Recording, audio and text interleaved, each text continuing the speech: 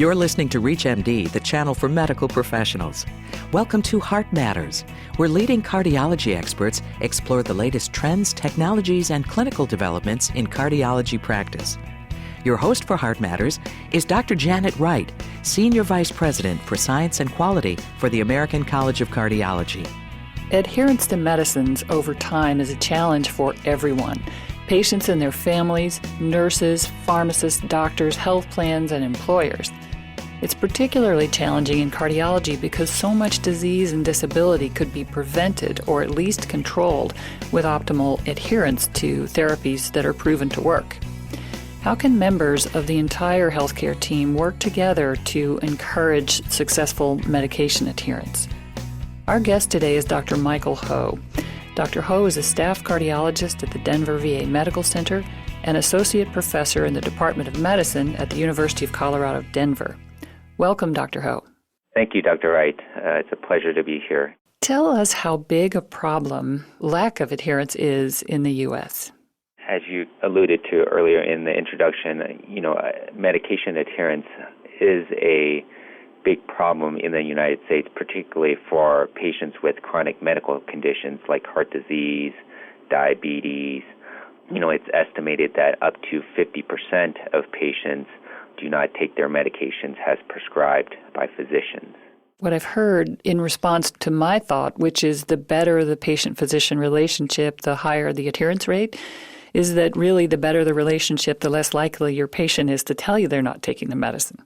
I think the better the relationship between a physician and a patient, I think there's the higher probability that patients will take their medications as prescribed. I think sometimes part of the problem is that patients do not want to tell their physicians that they're not taking their medications or having side effects or problems because they don't want to be perceived as being non-compliant or not listening to what the physician is telling them. And I think if a patient and a physician or a provider have a good relationship, I think it encourages more of an open dialogue between the two parties, which I think ultimately helps to improve medication adherence in the long term. So maybe one tact, and at the very end of today, I want to get to some advice that you'll give all of us to help improve adherence, but maybe one tack to take early on is to acknowledge how hard it is to take medicine on a daily basis, particularly if you don't feel differently as a result of taking the medicine. Right. So there's multiple reasons for why patients, don't take their medications regularly. Research has shown that, in particular, if patients are feeling well or if they're taking medications for chronic medical conditions like hypertension or high cholesterol, sometimes the medications may cause more side effects, and therefore, patients may not take them long term just because the disease really doesn't have any overt symptoms that the patients can feel and that they're preventing by taking their medication. So I think that's the challenge, is that a lot of the medications we ask patients to take don't have immediate perceived benefits in the short term, while they may have, long-term benefits. It's always hard for all of us, it's human nature, I guess, to invest in the future, especially if we don't see some immediate gratification. Right. No, I agree with that. Tell our listeners about some of the research that you've done. So first we've tried to describe the prevalence of non-adherence, so how frequently patients stop taking their medications. In the first series of studies, we've looked at when patients stop taking their medications after hospital discharge for a heart attack. And we found that, by about a month, about 20 to 25% of patients had stopped taking one of their heart medicines, so aspirin, beta blockers, or statin medications. In follow-up, these patients were at increased risk of having another heart attack or dying. And it suggests that there may be a problem in this transition period from hospital discharge to the outpatient setting, so that, for one reason or another, patients don't continue the medications that were prescribed to them at hospital discharge. Subsequently, we've also found that in patients who have chronic coronary artery disease, that this is a recurring problem, so that, the longer you follow patients out, there's a higher chance that they will stop taking their medications at some point in time. And Michael, were those studies done in the VA population or not? These studies were done in non-VA patient populations, so in various different hospital and healthcare environments. The first study that I was mentioning was an observational study of about 19 hospitals throughout the U.S., so representative of the general U.S. population. Right, and highly applicable to perhaps the listeners' patients and practice settings. Yes. If you're just joining us, you're listening to Heart Matters on ReachMD, the channel for medical professionals. I'm your host, Dr. Janet Wright, and our guest today is Dr. Michael Ho, staff cardiologist at the Denver VA Medical Center and associate professor in the Department of Medicine at the University of Colorado, Denver. We're discussing the challenges of medication adherence and strategies for improvement. So, Michael, the problem is widespread. Certainly, it is operating to undermine the benefits of treatment for those patients with cardiovascular disease. What can cardiologists do to improve adherence? One of the main things that providers, cardiologists can do is asking patients if they're having trouble taking their medications in an open manner. I think part of the problem with medication non-adherence is that oftentimes patients aren't asked if they're having problems taking the medication. So I think the first step is acknowledging that there is a problem, and then the provider and the patient can explore different strategies to try to improve adherence. You know, Michael, before you move on to the other strategies you would suggest for all providers, one of the things about asking is that if there are financial issues, and many of us, in first understanding med adherence problems, blamed a lot on the cost of medication, one of the things I've read about is using surveys or a sort of intake questionnaires that folks can fill out in the waiting room so that you don't ask the patient point blank, can you afford this medicine? Can you talk to us about some of the issues around that conversation? I think using a survey is a good idea, or, having the staff, while patients are checking into a clinic visit, having them ask patients about medication adherence problems may be a way to get the information that you need. Sometimes patients are more open to talking to the staff, the nurse practitioner, or the staff who are taking their blood pressure, getting the initial intake versus, patients may be reluctant to tell physicians these things because they don't want to be perceived as, a quote-unquote bad patient. Well, and often it's the nurse practitioner or RN in the office that's the conduit to the patient assistant programs that some of the pharmaceutical companies provide. Sure. And I think, while financial issues, certainly are a big barrier to medication adherence, I think now with the $4 pharmacies for, prescription drugs, I think that has been or will be very helpful in terms of the adherence problem. And I think I interrupted you. You were on your way to tell us additional things that providers can do to support their patients' adherence to medicines. I think the main thing is just talking to patients in an open manner to try to assess what the barriers are to medication adherence. And oftentimes we talk about whether the adherence is intentional or unintentional.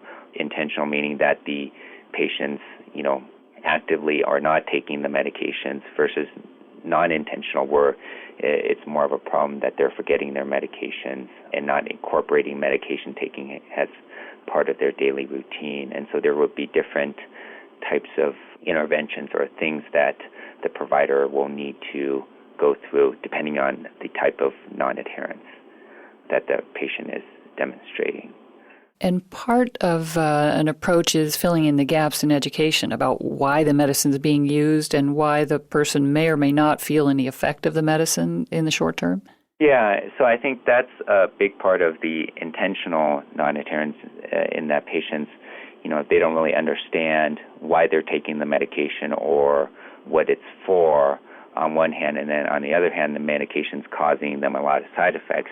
They may choose not to take it. So I think one of the things that we as providers can do is to try to educate patients more and also to try to engage them in understanding why they're taking the medications, what the long-term benefits are, so that, they can become involved in the discussion of their health care and also going forward participate actively in it.